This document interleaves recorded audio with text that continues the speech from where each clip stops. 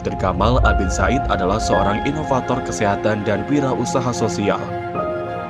Di masa kuliahnya, Dr. Gamal Albin Said telah meraih 12 penghargaan ilmiah dari berbagai universitas ternama di Indonesia.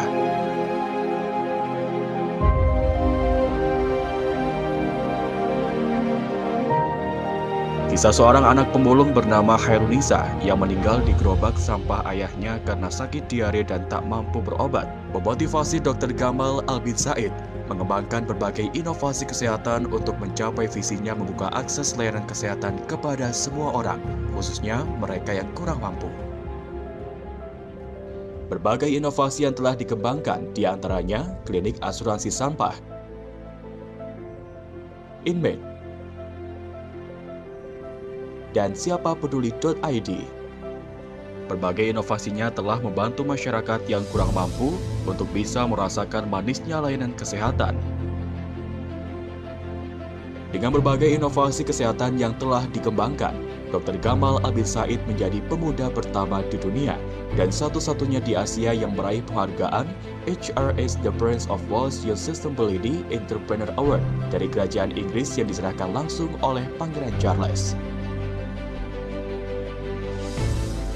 Tak hanya itu, lebih dari 50 penghargaan dan 12 diantaranya adalah penghargaan internasional dari Inggris, Jepang, Jerman, Korea Selatan, India, Thailand, Kamboja, Peru, dan Amerika Serikat. Selain itu, Dr. Gamal Albin Said juga masuk dalam satu di antara 50 inovator sosial paling berpengaruh di dunia. Berbagai tokoh-tokoh dunia juga ikut mengapresiasi karya Dr. Gamal Albin Said, termasuk di antaranya Presiden Rusia Vladimir Putin. Selain mengembangkan inovasi kesehatan, Dr. Gamal Albin Said juga aktif menjadi inspirator dan telah menjadi pembicara di 17 negara.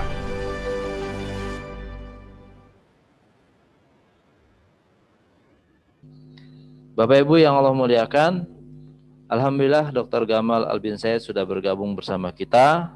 Insya Allah kita akan membahas materi yang cukup penting ya Pak Dokter hari ini. Dan boleh? Siap. Apakah sudah siap? Oh siap. Pemaparan dari Dr. Gamal Albin Said, M.Biomed. Pada beliau kami persilakan. Oke, bismillahirrahmanirrahim. Saya akan awali dengan sebuah salam yang mengingatkan kita dalam ikatan persaudaraan dan sungguh merugikan orang yang tidak menjawabnya. Assalamualaikum warahmatullahi wabarakatuh. Alhamdulillah, nahmadu wa nasta'inu wa nastaghfiru wa na'udzubillahi min sururi anfusina wa min sayyiati a'malina. May yahdihillahu fala mudilla lahu wa may yudlil fala hadiyalah. Asyhadu an la ilaha illallah wahdahu la syarikalah. Wasyhadu anna Muhammadan abduhu wa rasulullah nabiyya ba'da. Alhamdulillah, syukur disampaikan kepada Allah yang telah memberikan kita kesempatan merasakan manisnya iman. Karena tidak sulit bagi Allah untuk menjadikan kita bagian dari orang-orang yang tidak mengenal Allah, tapi dengan rahmat dan karunia-Nya Allah berikan kita kesempatan merasakan manisnya iman ini. Dan tidak lupa kita syukuri kesehatan di mana sudah lebih dari 100 juta orang terinfeksi COVID. Jutaan orang sudah meninggal dunia. Dan tidak lupa juga sholawat serta salam yang kita sampaikan kepada inspirator kita, kebanggaan kita, teladan kita, yang di akhir hayatnya beliau mengatakan umatku, umatku, umatku. Dan tidak lupa kita doakan kedua orang tua kita, ayah kita, ibu kita, baik yang masih hidup ataupun yang sudah meninggal. Semoga Allah mudahkan urusannya dan Allah jadikan kita anak-anak yang soleh yang bisa membawa kebaikan bagi kedua orang tua kita. Dan terima kasih buat kawan-kawan semua ya yang sudah dengan rendah hati meluangkan waktunya di pagi hari ini untuk bisa berdiskusi bersama ya. Jadi hari ini saya akan coba berbagi beberapa poin yang itu penting menjadi rujukan kita ya, paradigma terkait dalam konteks pemuda yang ideal. Kisah ini diawali ketika Rasulullah ditanya oleh salah seorang sahabat, "Wahai Rasulullah, kota manakah yang akan dibebaskan terlebih dahulu? Konstantinopel atau Roma?" Rasulullah menjawab, "Kota Heraklius terlebih dahulu." Artinya Konstantinopel. Ini merupakan sebuah bisyarah, kabar gembira bagi kaum muslimin untuk setiap muslim. Konstantinopel ini kota yang luar biasa. Dia terletak di ujung pulau, dikelilingi 3 sisi lautan, Selat Bosforus, Laut Marmara, dan Selat Tanduk. Seluruh lautannya dikelilingi rantai yang sangat besar, sehingga kapal-kapal itu tidak bisa melewatinya. Daratannya itu dikelilingi oleh dinding yang tingginya 30 meter dan lebarnya 9 meter. Begitu luar biasa Konstantinopel ini, yang ini merupakan satu negara, maka Konstantinopel inilah yang paling layak menjadi ibu kotanya.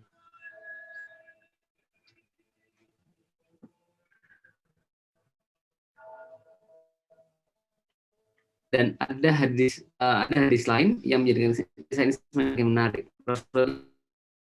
Konstantinopel itu pasti akan dibebaskan sebaik-baik pemimpin adalah pemimpinnya dan sebaik-baik pasukan adalah pasukannya. Hadis itu memotivasi banyak pemimpin untuk membebaskan Konstantinopel. Tercatat dalam sejarah ada namanya Abu Ayyub al-Ansari, di usia 80 tahun, beliau membawa pasukannya untuk membebaskan Konstantinopel. Beliau meninggal di medan perang dan minta untuk jasadnya dikuburkan di kaki terdepan pasukannya.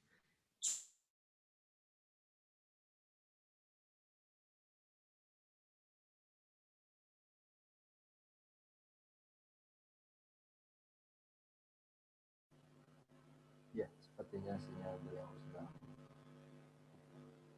Nah, mohon maaf, terputus ya. Oke. Nah, jadi ada 5 pemimpin berusaha membebaskan Konstantinopel. Pertama Abu Ayyub al-Ansari, lalu Sulaiman bin Abdul Malik, Harun al-Rasyid, Sultan Bayezid I, Sultan Murad II. Lainlah seorang anak namanya Muhammad. Beliau menancapkan dalam hatinya bahwa beliau ingin membebaskan Konstantinopel. Beliau kumpulkan 40.000 anak dilatih ilmu fisik, agama, perang. Disebut pasukan Janissaries. Lalu untuk merontokkan di Konstantinopel yang tingginya 30 meter, lebarnya 9 meter, dan dilindungi parit sepanjang 7 meter.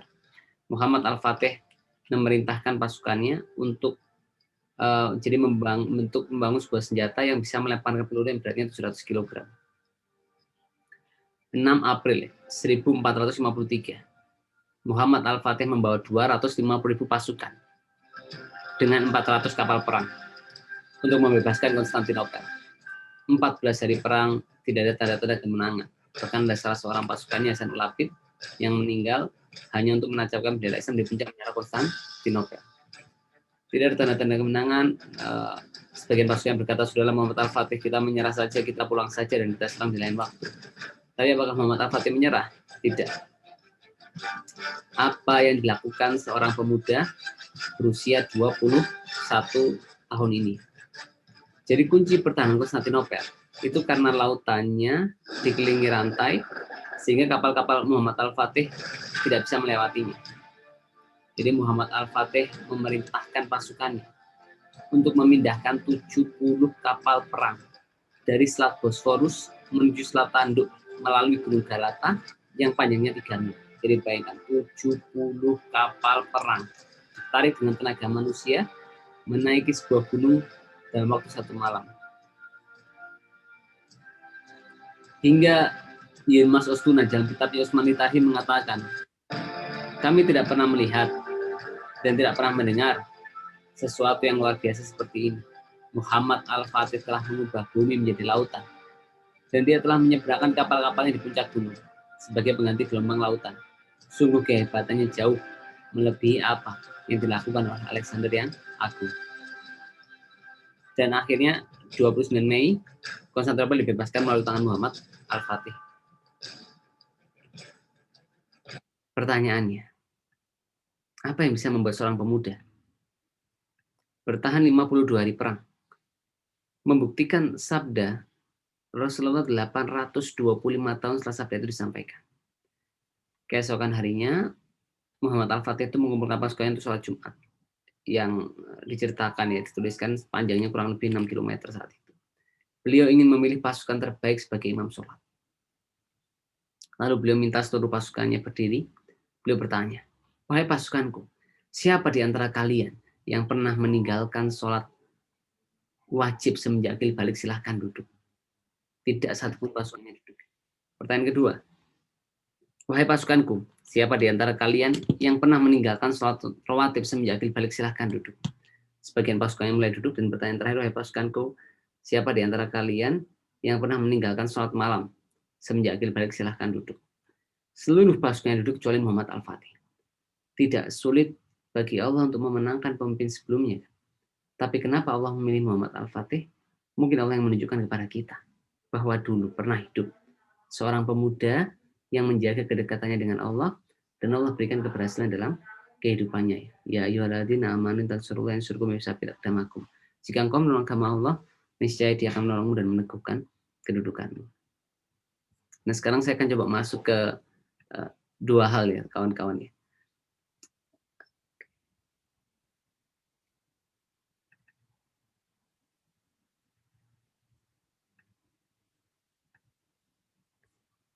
Jadi saya ingin coba masuk secara praktis yang bisa teman-teman lakukan dalam konteks saat ini, dalam menyiapkan diri sehingga mampu bersaing menjadi pemimpin di kemudian hari. Oke.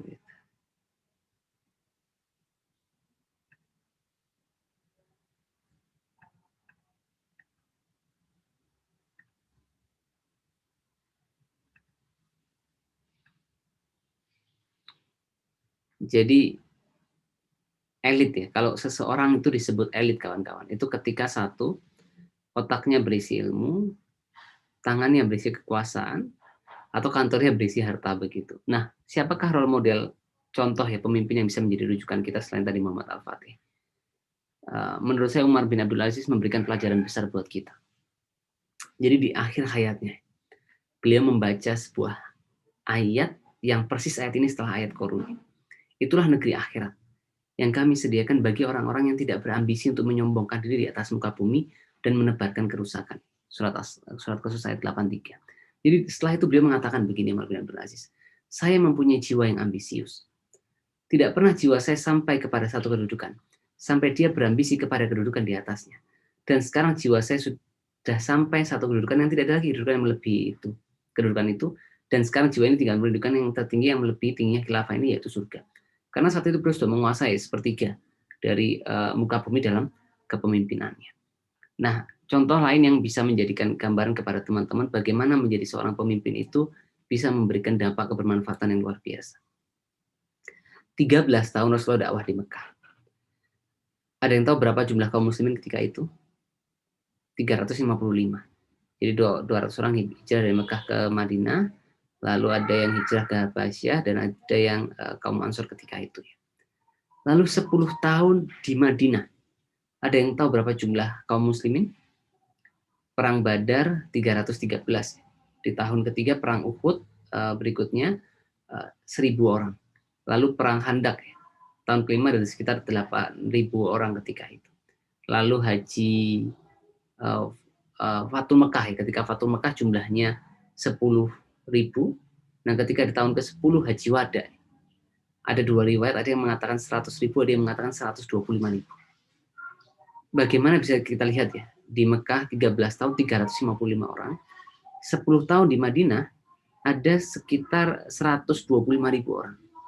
Kenapa? Karena kepemimpinan Rasulullah itu luar biasa sekali saat itu. Bahkan ketika menaklukkan Mekah, orang kafir Quraisy itu bertanya, wahai saudara kami yang mulia, anak dari saudara kami yang mulia, dengan bahasa-bahasa Melayu begitu, apa yang akan kau lakukan kepada kami? Rasulullah memberikan pemaafan ketika itu, dan pemaafannya pun akhirnya membuat banyak orang mengenal Allah dan memeluk Islam akhirnya. Itu contoh gambaran bagaimana kawan-kawan bisa menyiapkan diri menjadi pemimpin supaya punya dampak yang besar. Saya mau masuk dalam dua konteks yang perlu teman-teman siapkan. Jadi 4 hal kalau kita tarik ya secara praktis ini dalam konteks kontemporer yang perlu teman-teman siapkan sekarang adalah satu kompetensi. Kawan-kawan harus punya satu keahlian khusus, keilmuan khusus, punya satu kompetensi ya yang itu membuat teman-teman rise above the crowd, membuat kawan-kawan itu keluar dari kerumunan. Jadi ada namanya eminent prominent. Eminent itu contains the idea of respected. Kalau teman-teman punya satu keilmuan bisa menjadi eminent di kemudian hari. Ada namanya prominent. Prominent itu has the idea of being well known and important. Kalau teman-teman punya karya nyata, punya sesuatu yang nyata ya, itu bisa menjadi prominent. Kayak Bill Gates contohnya itu prominent. Nah, kalau kita tarik ke bawah, berarti selain kompetensi yang melahirkan eminent, Teman-teman kedua butuh portofolio atau karya nyata. Buatlah sesuatu yang nyata sebagai bukti kepemimpinan kita hari ini. Contoh, apapun itu mau teman-teman di bidang entrepreneur bisa, di bidang sosial boleh, di bidang teknologi bisa, aplikasi digital, community development, community empowerment, dan lain sebagainya. Itu perlu teman-teman, karena sekarang orang mengukur kapasitas itu adalah lewat karya nyata. Kita tidak bisa lagi mengabstraksikan sekedar bicara soal kepemimpinan, tapi tanpa sebuah kontribusi.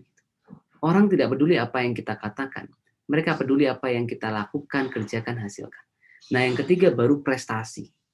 Prestasi yaitu sebuah penghargaan yang teman-teman raih ya, dari berbagai organisasi, institusi, begitu. Dan yang ketiga baru pengakuan publik.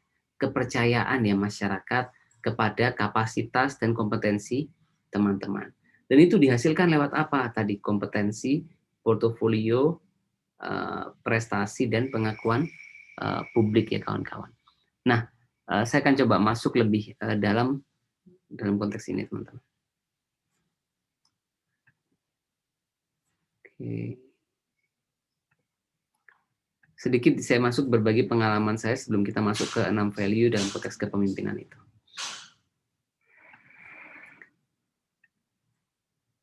Jadi menurut saya kawan-kawan harus memulai dengan menemukan potensi diri terbaiknya. Jadi mulailah dari mengetahui apa sih kemampuan atau rahmat yang Allah berikan kepada teman-teman semua. Setiap orang punya kelebihan dan kekurangan. Focus on your strength, not your weakness. Ada dua teori yang bisa teman-teman pakai untuk menemukan potensi diri terbaik. Pertama ini divine calling. Kerjakan yang kita sukai, kuasai, dan bermakna. Jadi when our interest, ketika kesukaan kita intersect with mastery, bertemu dengan ketangguhan kita, and then get bundled up with sincerity, lalu dibungkus dengan ketulusan, maka lihatlah bagaimana Allah membesarkan kita. Ada teori kedua, ikigai. Ini melihat 4 hal, apa yang kita sukai, kuasai, dibutuhkan ke dunia, dan menghasilkan. Nah, saya mau yakinkan ke teman-teman bahwa teman-teman harus memulai dengan menemukan potensi diri terbaiknya. Jadi yang pertama adalah, saya contohnya suka inspirasi kawan-kawan. Jadi sejak dulu tuh saya ingin bisa menginspirasi. Bagi saya inspirasi itu apa sih? Orang nggak pernah ketemu kita, tapi mendengar apa yang kita lakukan. Lalu menggerakkan dia melakukan kebaikan yang sama atau bahkan lebih. Dan saya bersyukur, tidak menyangka akhirnya Allah berikan kesempatan ya, memberikan inspirasi di berbagai negara. Bahkan ini salah satu, ini panggung terbesar kedua ya, disiapkan di stadion yang dipakai Piala Dunia ketika itu di Sochi di Rusia, kawan-kawan.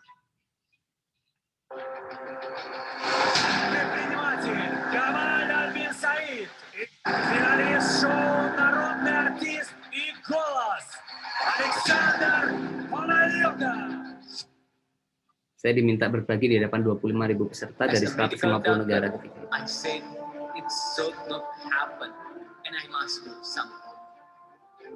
World is not finished. We still have a big job to do.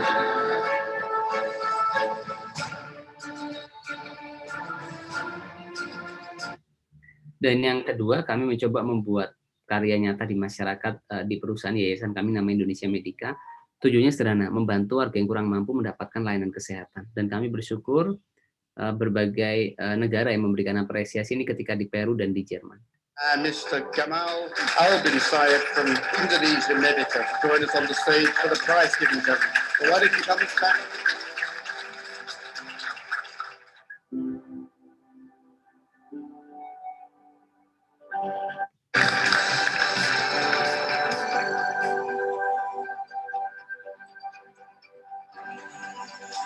Nah, dan satu hikmah mau saya bagikan kepada kawan-kawan ya. Jadi Eden work is an agent work. Legend is legend. Jadi jalan kepemimpinan adalah jalan penderitaan. Memimpin adalah menderita. Jadi kawan-kawan kalau mau menjadi pemimpin itu harus mau soroh, mau merasakan ketidaknyamanan, mau betul-betul. Jadi there is no room for mediocre, push to the limit, dorong semaksimal mungkin. Kapal yang berlabuh di pelabuhan itu memang aman, tapi bukan itulah tujuannya dibuatnya kapal. Jadi nikmatilah tantangan, karena di sanalah orang hebat, orang kuat, orang tangguh dibesarkan. Dan kami bersyukur inisiatif kami diapresiasi berbagai negara ini ketika diapresiasi oleh Kerajaan Inggris, Pangeran Charles, lalu John Kerry, Sekretaris Negara Amerika Serikat, Presiden Rusia ya Vladimir Putin dan lain sebagainya. Satu hikmah yang saya bagikan kepada teman-teman. Kantor saya ini di Kota Malang ya, saya berkarya di Malang. jauh dari hiruk-pikuk media dan ibu kota, tapi Allah tunjukkan kuasanya. Apa hikmahnya? Yang kita lakukan mungkin kecil dan sederhana, tapi dengan keikhlasan, kerja keras, dan gotong royong, Allah itu berwenang sepenuhnya membesarkan kebaikan kita. Nah, sekarang kita akan coba masuk ke 6 poin yang perlu teman-teman siapkan secara praktis.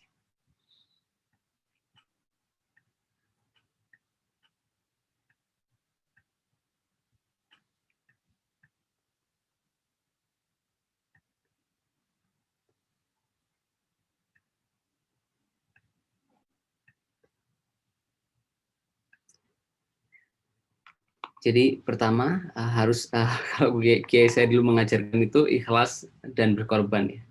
Jadi ini penting. Kalau dulu kiai saya ibaratnya ikhlas itu kalau kayak abang tukang parkir ya. Mau banyak-banyak nggak pernah sombong, dia bisa habis juga nggak pernah marah. Sama pemimpin pun kita kadang-kadang dipuji, kadang dihina, ya dicaci, dimaki dan lain sebagainya. Tapi kita harus betul-betul memastikan, karena kalau kita baca salah seorang ulama itu mengatakan nafsu yang paling lama bersemayam di hati manusia, cinta kedudukan dan popularitas. Dan bahkan ada salah seorang ulama lain yang mengatakan manusia itu akan diuji di titik terlemahnya. Jadi ada yang diuji dengan harta, ada yang mungkin dengan kekuasaan, ya, ada yang mungkin dengan pria wanita dan lain sebagainya. Jadi perlu teman-teman, ibaratnya begini, kalau saya selalu tanamkan ke diri ya. Kalau kita punya cita-cita belum tercapai, itu periksa diri kita.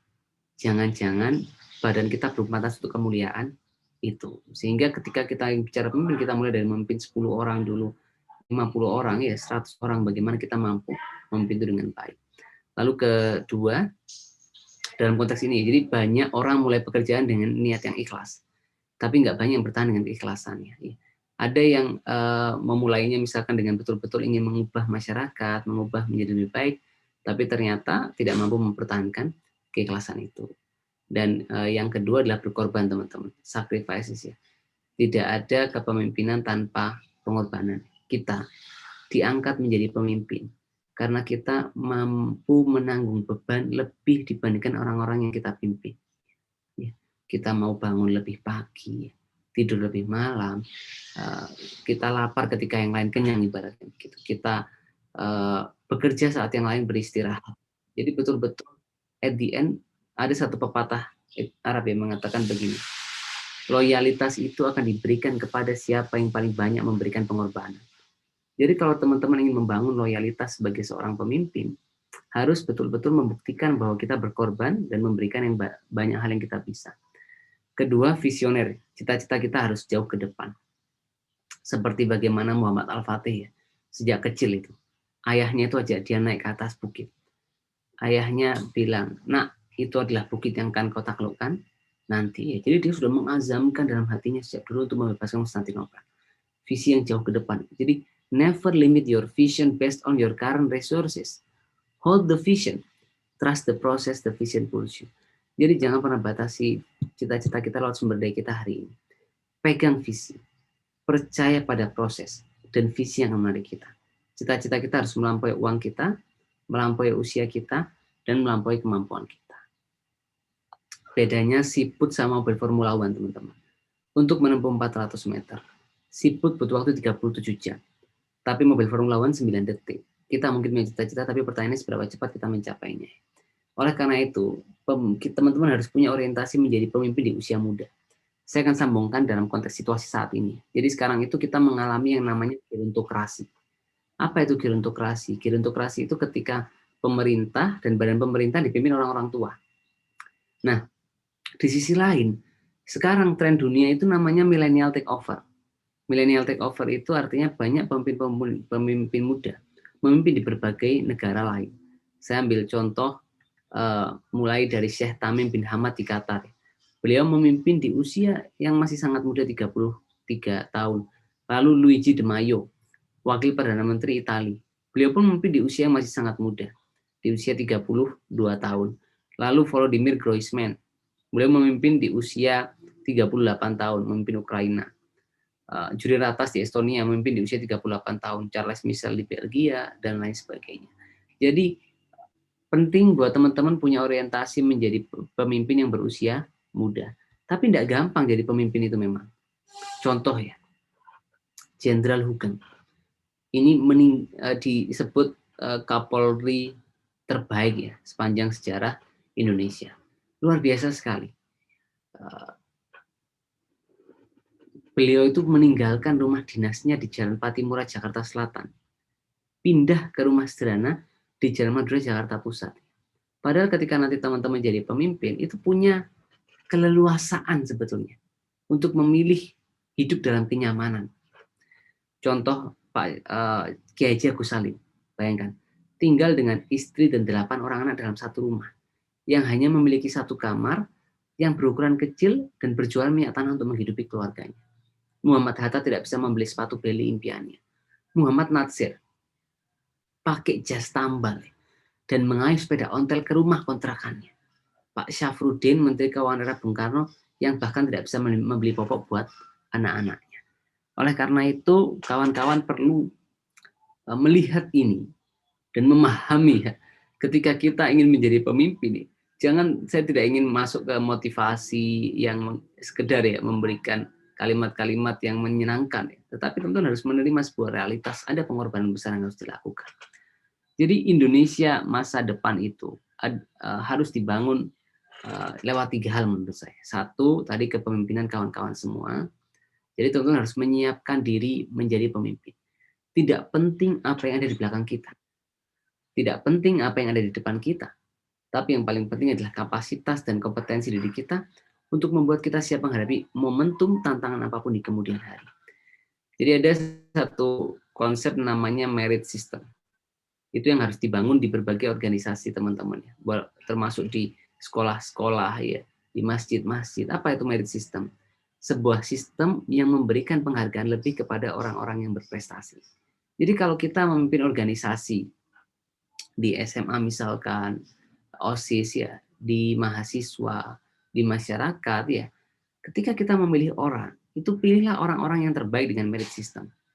Jadi ini penting, bayangkan ya, ketika di sebuah organisasi atau sebuah negara, sebuah kota, keputusan diambil oleh orang-orang terbaik di bidang. Apa yang terjadi? Otomatis kebijakan yang terbaik yang akan dihasilkan, program terbaik yang dihasilkan, lalu keputusan kebijaksanaan, kebijakan terbaik yang dihasilkan. Merit system. Nah, salah satu role model pemimpin yang bisa kita ambil teladan adalah Eyang Habibie. Ini Masya Allah sekali ya. Jadi banyak pemimpin itu, atau politisi pemimpin ya, atau pemimpin itu susah sekali merebut kekuasaan. Tapi lebih susah lagi meninggalkan kekuasaan. Nah, Eyang Habibie ini memberikan sebuah paradigma baru. Beliau tidak mengejar kekuasaan, kekuasaan datang kepadanya, dan beliau lepaskan dengan begitu ringannya. Apa yang membuat Eyang Habibie ini istimewa? Sampai di rumah-rumah.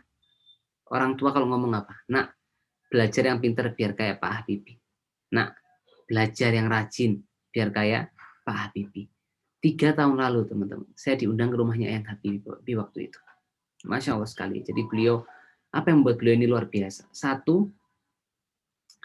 beliau punya kemampuan atau daya saing internasional. Dipanggil di dunia itu Mr. Crack. Karena kemampuannya melakukan penemuan untuk mengetahui kebocoran pesawat. Kedua, punya rasa cinta ke Indonesia. Beliau meninggalkan kenyamanan di Jerman, pulang ke Indonesia. Dan yang ketiga, beliau punya spiritualitas yang kokoh. Beliau mengatakan, otak saya Jerman tapi hati saya Mekah. Bahkan pernah beliau juga mengatakan, kalau saya disuruh memilih antara ITEK atau INTAK, saya akan memilih INTAK. Tapi jika saya dipersilakan memilih keduanya, saya akan memilih keduanya. Dan saya bersyukur Allah memberikan keduanya. Dan yang keempat, ini yang luar biasa, kemampuannya membangun harmoni antara jiwa pengabdian dengan keluarganya. Jadi Eyang Habibie cerita bagaimana luar biasanya Ibunda Ainun. Ibunda Ainun itu adalah lulusan SMA terbaik se-Jakarta Jawa Barat ketika itu.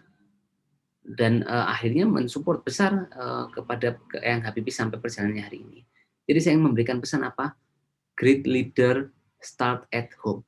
Pemimpin besar itu lahir dari rumah. Ya. Sebelum kita bicara, kalau bahasa Jawa itu neko-neko ya, bicara memimpin masyarakat ya, kita coba bagaimana kita memimpin rumah kita. Apakah kita sudah memberikan sebuah membangun ya, sesuatu yang mampu menjadikan rumah kita, atau ibu-ibu bisa menjadikan rahimnya melahirkan anak-anak yang bisa menjadi pemimpin-pemimpin di kemudian hari. Jadi itu paradigma yang menurut saya penting untuk kita memahami kepemimpinan dari circle yang terkecil yang bisa kita lakukan. Oke, nah sekarang saya akan kembali ke value yang berikutnya, teman-teman.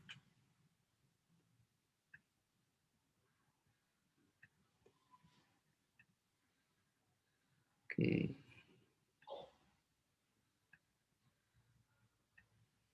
Dan yang berikutnya adalah produktif. Jadi your future, masa depanmu, is depend on your daily routine. Masa depanmu ditentukan bagaimana kamu menghabiskan waktumu setiap hari. Mulai dari pagi ini ya, bangun jam berapa kita. Apakah kita sudah bangun jam 2, jam 3 pagi. Lalu mulai tadi setelah sholat subuh ya, beribadah kita sampai jam sekarang, apa saja hal-hal yang sudah kita lakukan. Jadi think big tapi act small. Mulai kedisiplinan kita setiap hari ya, konsistensi, persistensi itu menjadi penting.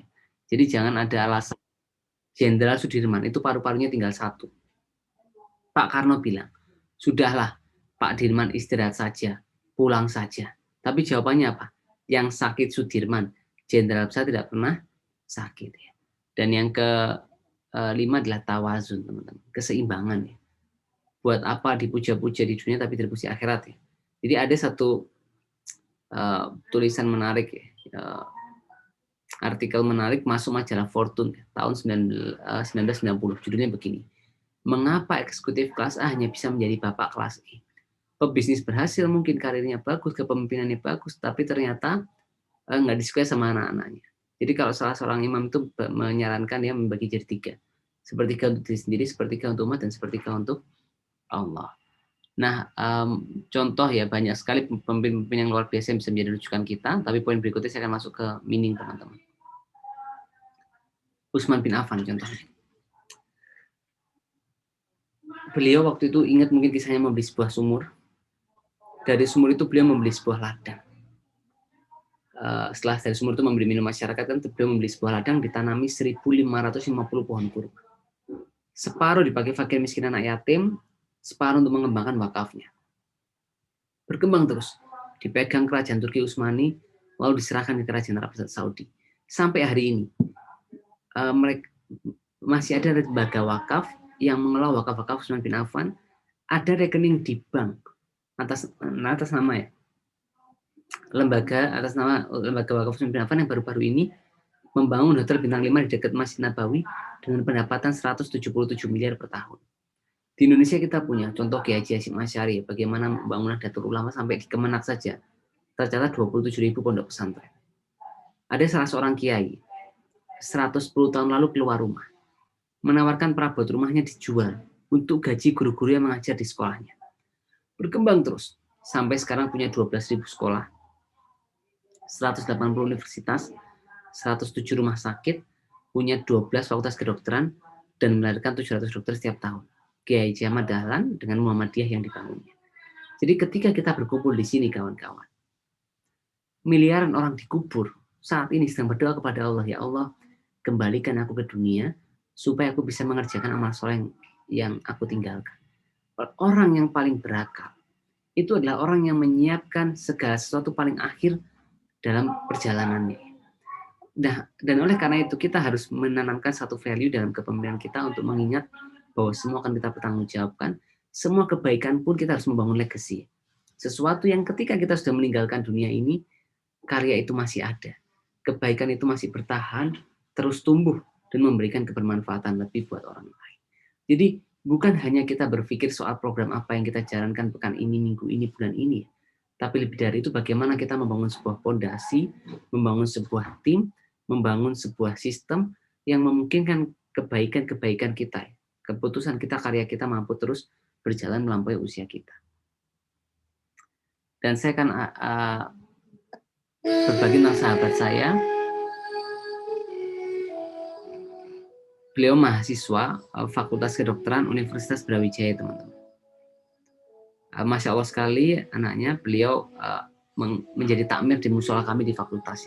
Beliau mengurus musola di fakultas kami. 22 Januari, saya mendengar kabar bahwa beliau meninggal dunia karena kecelakaan dengan truk saat itu. Waktu malam hari, saya kabarkan kepada teman-teman yang lain. Kawan-kawan tahu apa yang mereka tanyakan. Waktu saya kabarkan beliau meninggal, mereka bertanya, Gamal, ini Andrian yang sering azan di musola itu kah?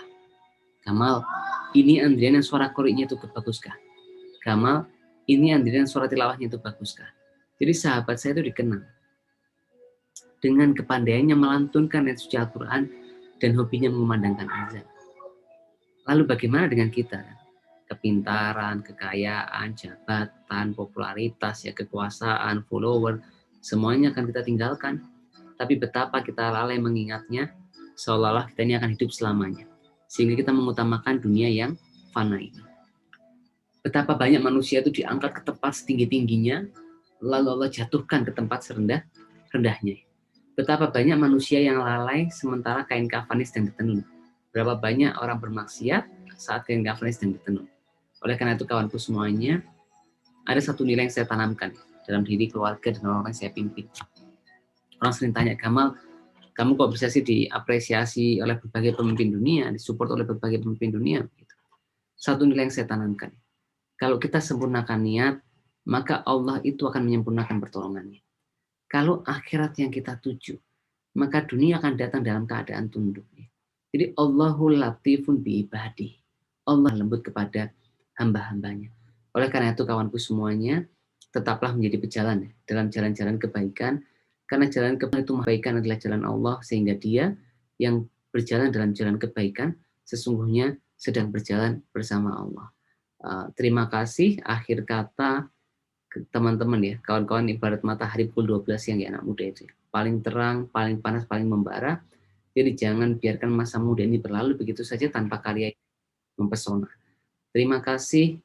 Work hard in silence and let your impact and success be your noise. Bekerjalah dalam sunyi dan biarkan dampak dan kesuksesan menjadi bisingmu. Wassalamualaikum warahmatullahi wabarakatuh.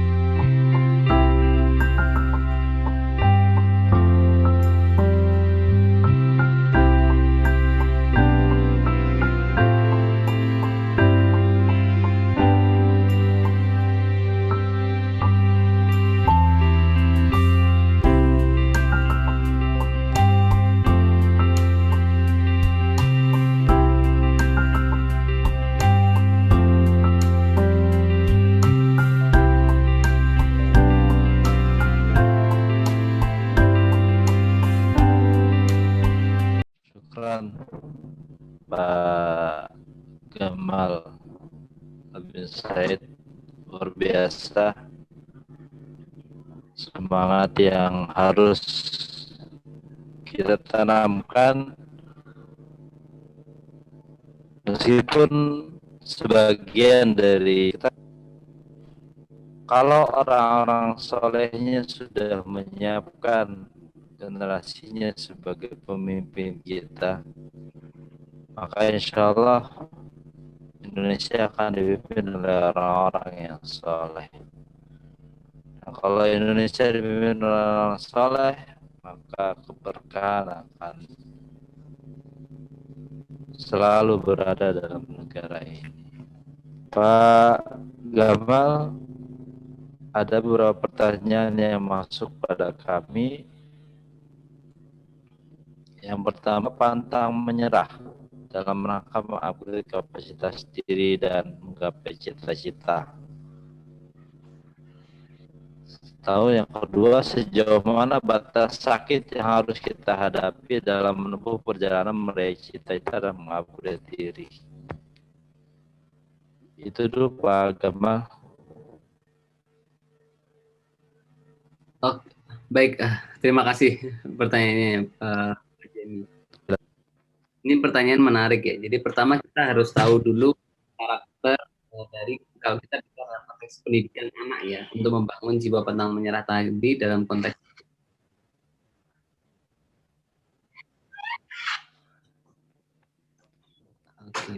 Nah, ada beberapa poin yang perlu teman-teman siapkan dalam konteks pendidikan di saat ini. Di sini suaranya menggema ya? Sepertinya. Enggak.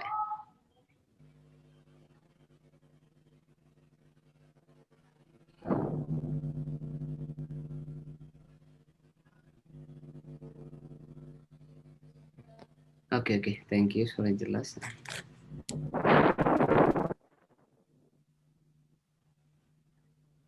Ya, siap.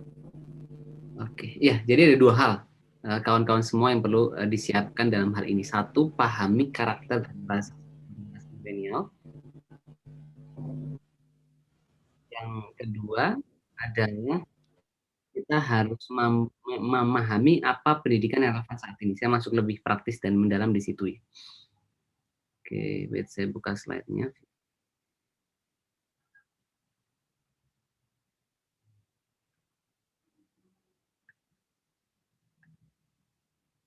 Jadi generasi muda itu sekarang punya paradigma yang berbeda-beda teman-teman ya.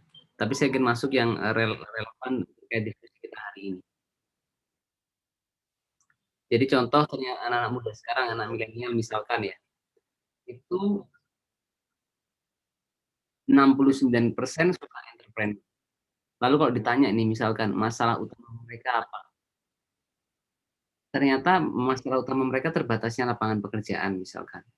Terus juga minat-minatnya mereka, prioritasnya mereka dalam hidup apa? Itu ada berbeda-beda. Jadi ada namanya senior milenial, junior milenial, dan generasi Z. Senior itu yang lahir 83 sampai 90. Ada yang lahirnya 90 sampai 98 itu junior milenial. Lalu ada generasi Z. Generasi Z ini yang lahirnya tahun 98 sampai 2010. Nah, penting buat kita memahami karakter generasi-generasi ini. Sehingga kita mampu berinteraksi dengan tepat dengan karakter generasi yang contoh junior milenial ya.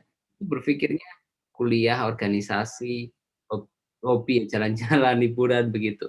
Dan kalau senior milenial berpikirnya family time, bekerja. Generasi Z pun demikian. Itu yang pertama ya. Jadi kita memahami karakteristiknya mereka itu menjadi penting.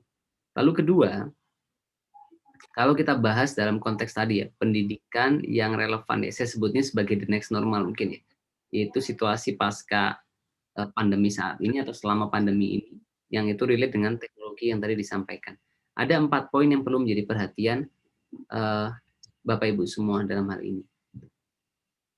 Satu adalah mendefinisikan ulang peran pendidik. Jadi tidak lagi pendidik itu hanya menjadi transfer knowledge saja, tapi menjadi fasilitator, inspirator, mentor bagi siswa didik. Termasuk kita. Artinya orang tua pun tidak hanya sekedar menjadi transfer of knowledge, tetapi menjadi mentor, fasilitator, inspirator. Kedua, optimalkan peran teknologi secara maksimal dalam proses edukasinya dan lain sebagainya. Dan itu bisa sudah menjadi upaya akselerasi kita. Dan coba menyiapkan tadi ya, kembali ke 4 basic hal yang disiapkan. Terus ketiga, pendidikan untuk masa depan. Penelitian dari teknologi contohnya mengatakan tahun 2030 nanti ada 80% pekerjaan yang sekarang itu nggak ada. Seperti sekarang kita kenal influencer, YouTuber ya, dan lain sebagainya, yang dulu 5 tahun lalu kita nggak tahu pekerjaan itu ada begitu. Dan yang terakhir tadi, pendidikan generasi Z. Jadi pahami karakter dari generasi Z. Nah, saya sekarang akan masuk ke poin ketiga, cara praktis yang perlu dilakukan untuk membentuk mental anak-anak yang pantang menyerah. Itu ada satu skill yang menurut saya penting ditanamkan dalam hal ini. Dua mindset ya, lebih tepatnya yang bisa ditanamkan untuk anak-anak kita. Yang pertama namanya delaying gratification.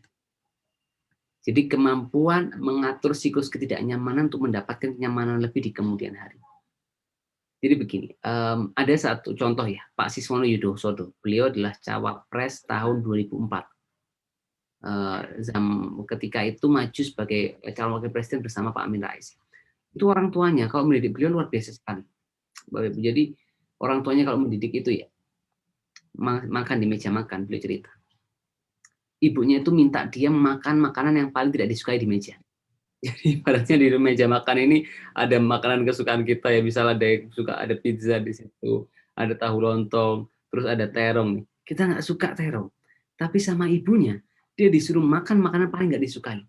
Apa yang terjadi? Beliau punya self control yang luar biasa. Ada penelitian tahun 60 namanya delaying gratification. Kemampuan kita tadi ya. Jadi penelitiannya begini, anak-anak dikumpulkan ke satu ruangan, mereka kasih 1 permen, ditawari. Kalau nggak makan permen ini 10 menit, mereka dapat 2 permen. Sebagian besar anak nggak tahan. Mereka memilih makan 1 permen, dibandingkan bertahan sejenak supaya bisa makan 2 permen. Lahirlah sebuah teori yang namanya delaying gratification tadi. Jadi kemampuan mengatur ketidaknyamanan untuk mendapatkan kenyamanan lebih di kemudian hari. Dan itu yang pertama. Jadi betul-betul kita harus melatih anak-anak kita untuk bertahan dalam ketidaknyamanan, punya resiliensi, punya mentalitas untuk fight ya terhadap berbagai persoalan yang dihadapi begitu. Sehingga self controlnya luar biasa, delaying gratification-nya kuat. Yang kedua, tanamkan mindset yang tepat buat anak-anak kita. Saya ambil contoh, pasti Bapak Ibu ingat ya penemunya lampu kan, Thomas Alva Edison. Ada satu cerita. Thomas Alva Edison pulang sekolah waktu itu, sekolahnya menitipkan surat buat ibunya. Ibunya baca, tulisannya adalah, anak Anda terlalu jenius. Dia menyampaikan ke Alva Edison, ibunya baca surat ini, anak Anda terlalu jenius, sekolah kami tidak bisa mendidiknya. Sampailah Thomas Alva Edison menemukan, kita tahu 9.900 penelitian lebih sampai dia menemukan lampu dan berbagai hal ya, yang itu menjadi fondasi bagi berbagai proses ya peradaban selanjutnya begitu. Nah, nggak lama ibunya meninggal, dia menemukan surat yang dikirim sekolah untuk ibunya. Apa tulisan suratnya ternyata? Anak Anda idiot, sekolah kami tidak bisa mendidiknya. Bayangkan ibu yang luar biasa, bisa mengubah anak yang dianggap sekolah sebagai anak yang idiot, menjadi anak yang bisa memaksa sejarah bertepuk tangan. Penting buat kita menanamkan mindset yang kuat ke anak-anak kita. Sehingga mindset itu tepat. Jadi jangan kita, contoh misalkan ya, mengatakan, kamu gitu aja nggak bisa. Oh, jangan misalkan nakal, lalu terkatakan nggak mungkin bisa masuk sekolah di sini. Lawang di rumah aja seperti ini, dan lain sebagainya. Jadi tanpa disadari itu akan tertanam. Jadi gimana anak kita walaupun nggak ganteng, dia merasa ganteng ya. Misal dia dianggap nggak awalnya belum mampu, langsung kita tanamkan sehingga dia confident, percaya diri, dia merasa hebat begitu. Sehingga dia itu punya mindset yang kokoh terhadap kepribadiannya. Karena kita memberikan pesan-pesan positif ya, yang itu akhirnya tertanam dan itu betul-betul mendrive kemampuan dia di kemudian hari. Growth mindset penting, bukan fixed mindset. Fixed mindset mudah menyerah, nggak suka tantangan, nggak suka mencoba hal baru, melihat kritik saran sebagai sesuatu yang sifatnya personal. Tapi kalau growth mindset, dia suka tantangan, suka mencoba hal baru, dia melihat kegagalan, bahkan kesalahan sekalipun sebagai tempat dia belajar dan tumbuh, dan lain sebagainya. Jadi mindset ini penting, karena mindset ini juga lahir dari data information knowledge. Wisdomnya anak kita nanti itu lahir dari data information knowledge yang kita berikan, termasuk untuk mengubahnya pun nggak mudah. Jadi gimana bisa menanamkan mindset? Mindset value itu sesuatu yang less visible, more powerful, susah dirubah. Beda dengan tools praktis sehari-hari yang kita bahas, kita rapatkan teknis gitu, itu more visible, lebih bisa dilihat, tapi dampaknya kecil dan gampang dirubah. Nah, tugas kita orang tua itu menanamkan mindset yang tepat ke anak-anak kita.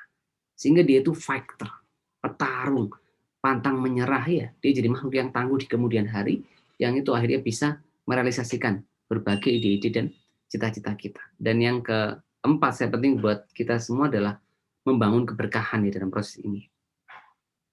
Jadi contoh ada kisah, saya ingat kisahnya seorang pemuda makan buah apel yang bukan miliknya ya. Terus dia telusuri sungai, dari sungai itu akhirnya beliau ketemu pemiliknya dan dihukum untuk bekerja di ladang 1 bulan dan menikahi anak perempuannya. Kisahnya tidak berakhir sampai di sana. Dari mereka lahirlah seorang anak yang di usia muda ya, 7 tahun hafal Quran, lalu 9 tahun sudah hafal banyak hadis, bahkan pernah anaknya ini memberikan ceramah siang-siang, minum di bulan puasa, bayangkan, bulan puasa siang-siang, anaknya ini memberikan ceramah minum. Ditanya sama jamaah, ini ulama lagi ceramah, rujukan umat, tapi kok minum siang-siang? Dijawab apa oleh ulama ini? Saya masih belum balik, jadi saya belum wajib berpuasa. Jadi bayangkan, orang tua sehebat apa yang bisa membesarkan, melahirkan seorang anak, itulah Imam Syafi'i ya, yang akhirnya menjadi banyak rujukan bagi masyarakat kita di Indonesia hari ini. Jadi itu contoh keberkahan. Lalu banyak ya contohnya, kita ingat kisahnya Umar bin Khattab malam hari, beliau menemukan ya seorang gadis yang nggak mau mencampurkan air dengan susu ya, yang dinikahkan dengan anaknya Asim. 2 generasi kemudian lahirlah Umar bin Abdul Aziz yang menyebarkan kesejahteraan ke Jazirah Arab.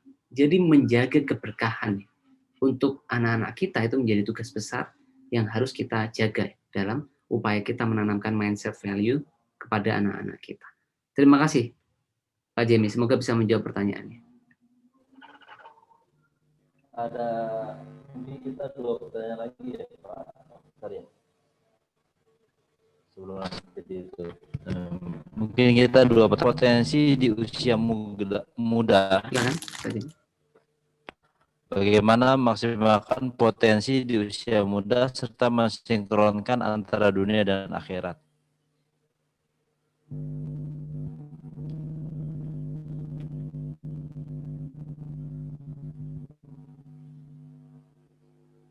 Ya, pertanyaannya bagaimana memaksimalkan potensi di usia muda dan memaksimalkan jadi terima kasih Pak Jemi. Dalam hal ini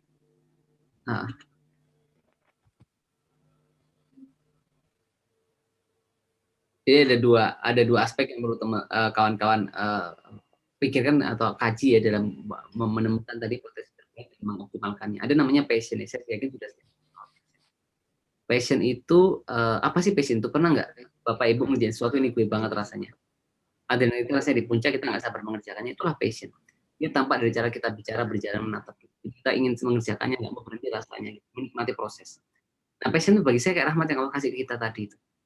Jadi, nah tugas kita tadi membantu anak-anak kita atau diri kita ya, untuk menemukan potensi terbaiknya itu secepat mungkin.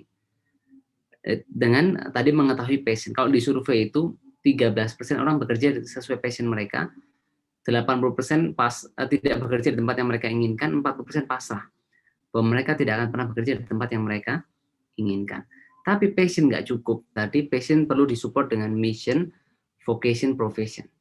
Jadi rangkai 4 hal tadi, tambahkan 1 hal menurut saya. Kalau di Ikigai kan sukai, kuasai, dibutuhkan sama masyarakat atau dunia. Semakin kita memiliki kemampuan yang dibutuhkan orang dan semakin sedikit, ketika sedikit orang di luar sana yang memiliki, ya semakin bernilai kita atau anak-anak kita. Dan yang keempat tadi, yaitu sesuatu yang bisa menghasilkan. Sehingga kita bisa meluaskan dampaknya, memastikan keberlanjutannya, mengenang masa depan kita, keluarga kita, dan orang yang kita pimpin. Nah, kalau saya dalam konteks pribadi, tambahkan 1 lingkaran lagi dalam diagram Venn ini. Sesuatu yang baik buat akhirat kita. Sesuatu yang Allah ridhoi dari aktivitas yang kita lakukan. Nah, sehingga dengan demikian passion itu perlu dihubungkan tadi ya. Turn your passion into impact ya. Rubahlah passionmu menjadi sesuatu yang berdampak. Itu, nah untuk menemukan itu butuh keberanian ya. Kejujuran, kita bukan untuk orang lain begitu. Jangan terjebak pada apa yang orang lain pikirkan, tapi cobalah menemukan passion kita, termasuk untuk anak-anak kita ya. Jadi jangan memaksakan sesuatu seperti yang kita inginkan. Kalau bekerja misalkan sesuai passion itu kayak hobi yang dibayar. Nggak dibayar aja mau, tapi kita bisa menghasilkan sesuatu. Nah sama, itu pun akan mendorong karirnya tadi menjadi lebih optimal. Bayangkan ketika bekerja di tempat yang nggak disukai 40 tahun. Mungkin mulai usia 20 sampai 60 tahun bekerja di situ kan nggak nyaman. Tapi kalau pekerjaan itu disukai, itu rasanya kita menikmati prosesnya. Seperti Coach Indra Safri itu pernah bilang, beliau kerja di perusahaan belasan tahun, kalah sama 6 tahun jadi pelatih bola. Jadi jangan pernah korbankan passion kita atau anak-anak kita karena recehan rupiah. Kalau kita ikuti passion, maka finansial hanya masalah waktu. Terima kasih Pak Jemi. Terima kasih Dok. Satu lagi ya Dok. Ini kayaknya pertanyaan hampir seluruh perempuan, seluruh muslimah. Ya, jadi ketika menikah itu dirasa bahwa potensinya tidak lagi berkembang karena setelah menikah menjadi ibu rumah tangga. Nah, kira-kira bagaimana cara mengembangkan potensi dirinya seorang ibu rumah tangga, Pak Dokter?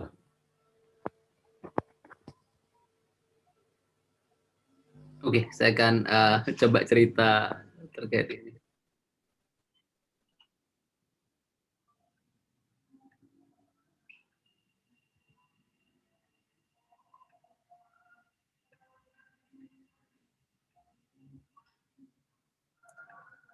Ada kisah ini, seorang ibu usianya 40 6 tahun ketika itu, mohon izin sama suami sama anaknya mau kuliah lagi.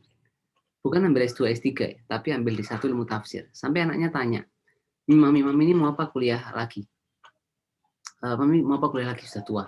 Jawaban ibunya apa? Mami ingin mengerti arti bacaan sholat dan mau menyelamatkan anak-anak dari api neraka.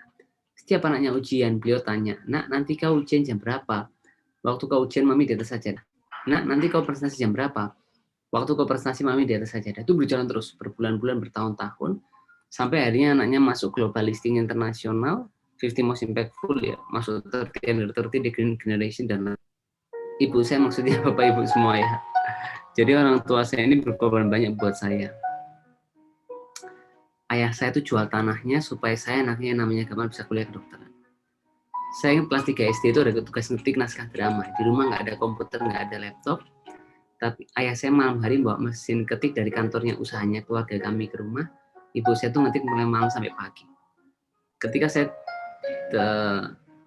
terima, bahwa saya lolos 1 di antara 7 finalis penerima penghargaan kehormatan dari kerajaan Inggris. Di situ saya saksikan ya, wajah kebahagiaan penuh kebanggaan. Jadi saya saksikan wajah kebahagiaan penuh kebanggaan dari kedua orang tua saya. Jadi I had something like for someone and must not disappointed. Saya punya tujuan hidup, seseorang yang tidak boleh saya kecewakan. Jadi pertama saya ingin sampaikan begitu peran ibu itu luar biasa sekali depannya. Tapi ketika kita memprioritaskan karir di atas keluarga misalkan ya. Jadi keseimbangan harmoni itu menjadi hal yang penting dalam hal ini. Dan saya yakin bukan saya saja yang merasakan. Betapa banyak kita di diskusi siang ini merasakan orang tua kita membatalkan mimpinya, melupakan mimpinya, membiarkan kehidupannya berlalu begitu saja, mungkin tanpa kesenangan, supaya kita anak-anaknya bisa bekerja lebih keras, bermanfaat, lebih baik gitu. Sehingga oleh karena itu tanamkan ya dalam diri bahwa jadikan keinginan membahagiakan kedua orang tua itu motivasi, membuat kita belajar, bekerja, berjuang 2, 3, 4 kali lipat lebih keras. Itu yang pertama terkait hal ini. Jadi betul-betul lihatlah tugas kita sebagai orang tua, apalagi tugas seorang ibu ya, itu sangat fundamental sekali dalam kehidupan anak-anak di kemudian hari. Lalu kedua, saya berkali teladan kita ya, yang mampu membangun harmoni dalam kehidupannya, yang kita mungkin bisa memilih begitu kan, menjadi Khadijah atau Aisyah contohnya ya, yang bagaimana Khadijah punya peran besar juga dalam membantu ya berbagai kebaikan-kebaikan dari Rasulullah. Tapi yang penting adalah keseimbangan di situ, harmoni, meletakkan prioritas dengan tetap optimal, lalu bagaimana bisa mengelaborasi, mengkolaborasikan. Saya dulu sebelum pandemi itu mungkin sebulan itu sering sekali di luar kota ya. Tapi sekarang selama pandemi saya jadi ada satu hal positif yang saya syukuri. Saya bisa lebih banyak waktu bersama anak-anak. Jadi pagi tadi sempat saya sepak bola dengan anak saya yang berusia 5 tahun ya. Termasuk waktu yang bisa digunakan kita sebagai orang tua. Nah sama di rumah pun sekarang bukan halangan. Dengan teknologi digital ya, kita bisa berkoordinasi dengan tim kita sehingga memberikan dampak yang besar. Sekarang sudah 202 juta pengguna internet di Indonesia, yang itu akhirnya memudahkan ibu-ibu, kalau istilahnya kawan saya itu Mas J, dusterpreneur ya, itu banyak sekali yang dari rumah memulai bisnis tapi juga memberikan dampak yang besar. Dan mungkin akhir kata ya, saya beri kesan terakhir ya Pak Jemi.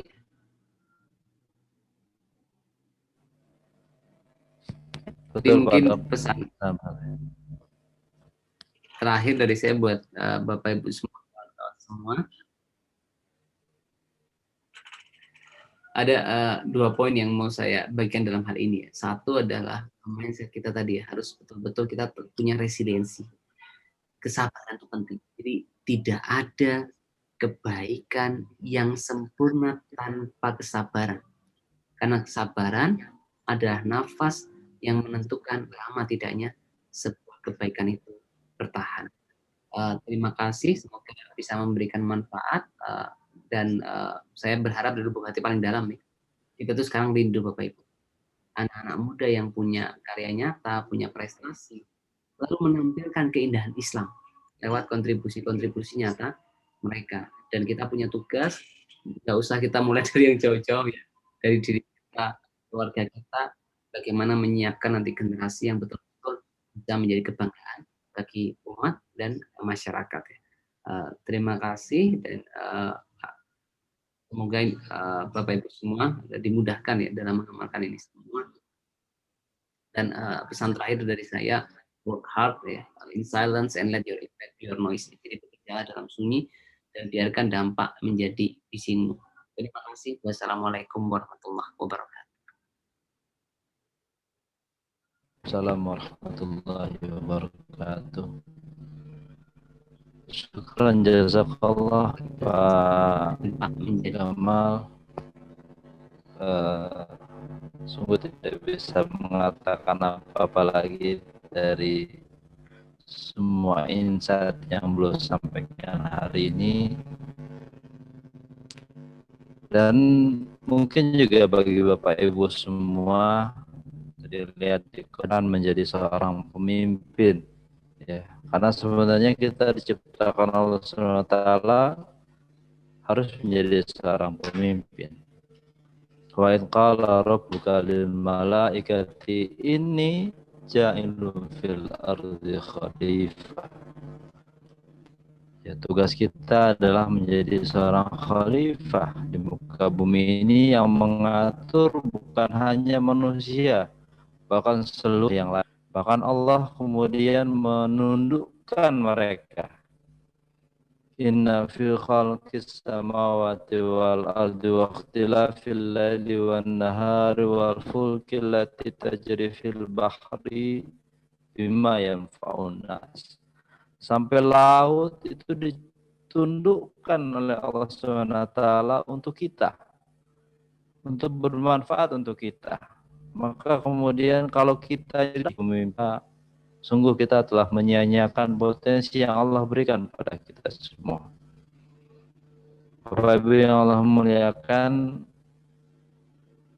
tentu materi ini tidak cukup ya. Tadi saya lihat ada beberapa slide yang beliau tampilkan dan luar biasa. Ya. Dan mungkin tidak cukup satu hari kita bisa memahami ini, tapi saya akan 52 hari berperang untuk membuktikan hadis Rasulullah SAW selama yang hadisnya itu sudah diucapkan 825 tahun yang lalu. Ini luar biasa, visi besar seorang pemimpin yang luar biasa. Dan mohon doa Pak Gamal, Ibu 10 juta hufaz di Indonesia, agar Bapak Ibu yang hadir hari ini itu menjadi hufaz dengan metode-metode yang sederhana, dengan praktek-praktek yang sederhana, bukan sekedar untuk menjadi qari, tapi untuk menjadi pemimpin yang hafiz. Kita bermimpi agar para pemimpin kita pun hafiz Quran. Kita bermimpi presiden kita hafiz. Kita punya impian yang luar biasa. Ya, Bapak Ibu bisa mendukung mimpi ini dengan doa. Dengan doa yang tulus di setiap sholat, dengan doa yang tulus di setiap acara, dengan doa yang tulus ataupun mendukung mimpi ini dengan men-share kegiatan-kegiatan dari Yayasan Indonesia Khatam dan juga metode tes. Ya, mimpi ini maka dari itu Ain Quran Festival adalah salah satu sarana untuk mewujudkan mimpi-mimpi itu. Bapak Ibu Allah muliakan, jangan lupa follow Instagram Ain Quran. Di situ sudah saya tuliskan @ainquran. Follow Instagram Bang Jemi @bangjemi_gumilar. Instagram Ta'ala untuk menciptakan para pemimpin dari rumah-rumah kita yang dekat dengan Quran. Dan mudah-mudahan kita pun diizinkan Allah SWT untuk memberikan jariah terbesar, yaitu menjadi seorang pemimpin Dan seperti yang tadi sampaikan Dr. Gamal, bekerjalah dalam sunyi. Biarlah nanti mudah-mudahan Bapak Ibu semua disehatkan Allah Subhanahu wa taala. Mudah-mudahan Bapak Ibu semua dan keluarga dijaga Allah Subhanahu wa taala dari wabah ini dan juga wabah yang lain, dan terus membangun asa kepemimpinan kita pada Dr. Gamal. Semoga Allah Subhanahu wa taala memuliakan Pak Dokter dan keluarga. Kami ingatkan besok kita akan bersama Mbak Sherly Anavita dan Mas Akmal Syafril. Ya Pak Dokter, terima kasih atas kesediaannya untuk hadir. Mas Akmal Syafril, jam yang sama, jam 9 sampai menjelang zuhur. Dan sekali lagi kami ingatkan 0821 1385 dan seterusnya. Terima kasih, mohon maaf atas kekurangan. Semoga Allah SWT menjadikan kita sebagai orang-orang yang mulia di sisi Allah SWT. Kita akhiri pertemuan ini dengan baca hamdalah. Alhamdulillahirabbil alamin. Assalamualaikum warahmatullahi wabarakatuh.